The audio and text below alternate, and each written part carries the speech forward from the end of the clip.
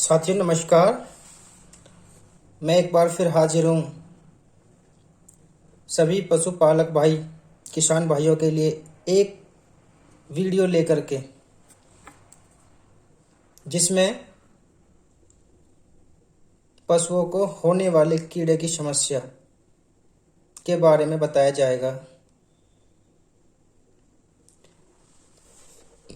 अर्थात पेट के कीड़े, पशुओं में पेट के कीड़े।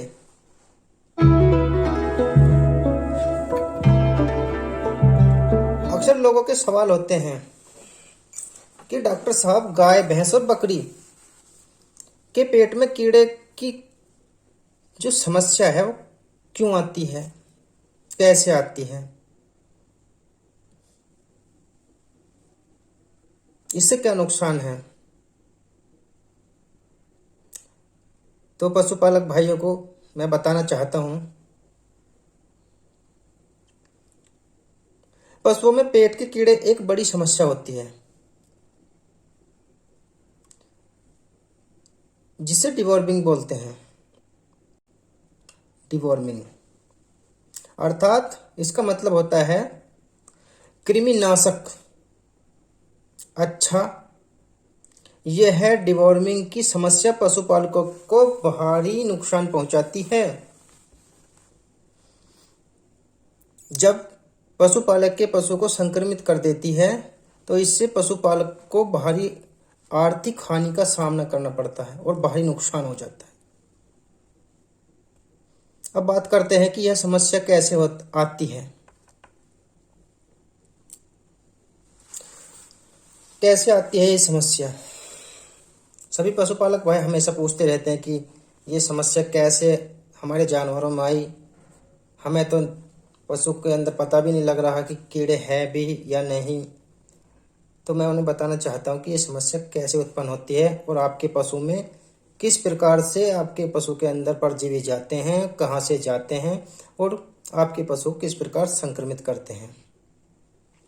तो ये समस्या पशु में परजीवी संक्रमण लगभग भारत में बहुत बड़ी समस्या है। परजीवी संक्रमण की समस्या भारत में बहुत बड़ी समस्या है जी, क्योंकि हमारा भारत जैसे उष्ण कटिबंधीय जलवायु वाले देश में बड़ी समस्या परजीवियों की।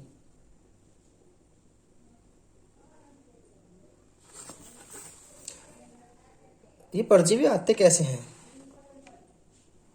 पशु के अंदर किस प्रकार से इंजेक्ट होते हैं, किस प्रकार से पशु के अंदर पहुंचते हैं, तो मैं आपको बताना चाहता हूँ। आप अपने पशु को जिस स्थान पर बांधते हैं, जिस बाड़े में रखते हैं, वहाँ की मिट्टी से आपके पशु के अंदर ये परजीवी पहुंच जाते हैं। आप अपने पशु को बाहर से लाया हुआ, खेतों से लाया हुआ चारा खिलाते हैं, उस चारे के द्वारा भी आपके पशु के अंदर ये परजीवी पहुंच जाते हैं और पशु के अंदर पहुंच करके उसको संक्रमित कर देते हैं। जब आपका पशु गाय या भैंस या बकरी संक्रमित हो जाती है तो आपके पशु कमजोर हो जाता है, दुबला पतला हो जाता है, उसको दस्त की समस्या हो जाती है। आपका दुधारू पशु दूध से कम हो जाता है, अर्थात घट जाता है। रोग प्रतिरोधक क्षमता कम हो जाती है, नई नई बीमारियां आपके पशु को घेर लेती हैं। सवाल उठता है कि ऐसे कैसे होता है। जब ये परजीवी आपके पशु के अंदर इंजेक्ट हो जाते हैं, पहुंच जाते हैं, तो ये आपके पशु के लीवर को, आंत को छलनी कर देते हैं। उनके ब्लड वहाँ पहुँच करके उसका ब्लड को चूसते रहते हैं परजीवी, और यही कारण है आपका पशु का कमज़ोर हो जाना। आप इसी कारण एक पशुपालक बहुत बड़े नुकसान में पहुँच जाता है, उसे हानि हो जाती है। और पशुपालक का पशु गाय भैंस बकरी भेड़ मिट्टी खाने लगता है, कमज़ोर हो जाता है, उसे एनीमिया की समस्या हो जाती है खून कम हो जाने के कारण, नई नई बीमारियां उसमें पनपने लगती हैं।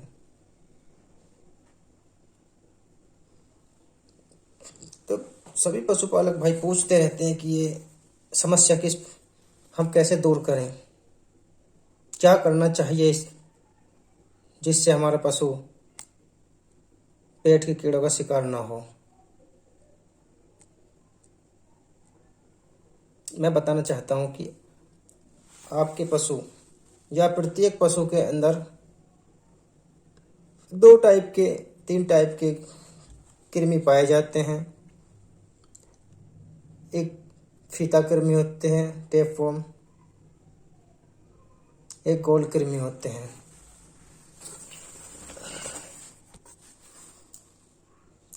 पशु के अंदर 2 प्रकार के फीता कृमि देखे जा सकते हैं,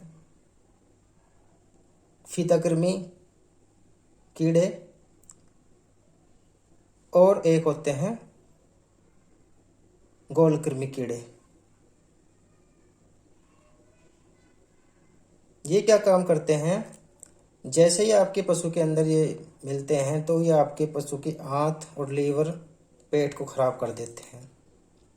आपका पशु जो फीड या चारा खाता है उसको कुछ ही मात्रा में वो पचा पाता है, बाकी को ये सब कृमि खा जाते हैं, जिस कारण से आपका पशु कमज़ोर पड़ जाता है, खून बनना बंद हो जाता है आपके पशु को, उस पशु की चमक कम हो जाती है, दुधारू पशु दूध से गिर जाता है,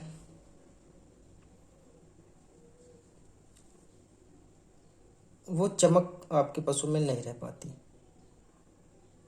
रोग प्रतिरोधक क्षमता उसकी कम हो जाती है, नई नई बीमारियां पशु को घेर लेती हैं। और एक सबसे बड़ी समस्या क्या आती है, आपकी गाय भैंस बकरी जो माता पशु होती हैं उनमें गाभिन ठहरने की समस्या, प्रेगनेंसी की समस्या, मुख्य समस्या उत्पन्न हो जाती है, जिस कारण से पशुपालक बहुत हानि, नुकसान, भारी नुकसान पशुपालक को हो जाता है। वो कुछ बचा नहीं पाता, उसको नई नई तरह से नुकसान होते हैं, कर्ज में डूब जाता है किसान। जब उसके पशु की कोई आमदनी नहीं होगी, आमदनी घट जाएगी तो पशुपालक अपने कर्जे में डूब जाएगा, क्योंकि उसे इन समस्याओं, इन बीमारी से ग्रसित जानवर से कोई भी लाभ नहीं होता। अतः सभी पशुपालक किसान भाई अपने जानवर को, अपने गाय भैंस बकरी भेड़ या जो भी आप जानवर पालते हैं उसको समय से डिवॉर्मिंग क्रिया कराएं। अच्छा, सभी पशुपालक पूछते हैं कि ये दूर कैसे की जा सकती है, तो ये एक डिवॉर्मिंग क्रिया के द्वारा ही दूर की जा सकती है। डिवॉर्मिंग क्रिया क्या होती है, आप अपने पशु को कृमिनाशक दवाई दे करके उसके आंत लीवर पे जो फीता कृमि या गोल कृमि किसी भी प्रकार के कृमि मिलते हैं उनको हटा देना ही डिवॉर्मिंग क्रिया की होती है। यह डिवॉर्मिंग क्रिया के द्वारा ही समस्या दूर की जा सकती है। बात करते हैं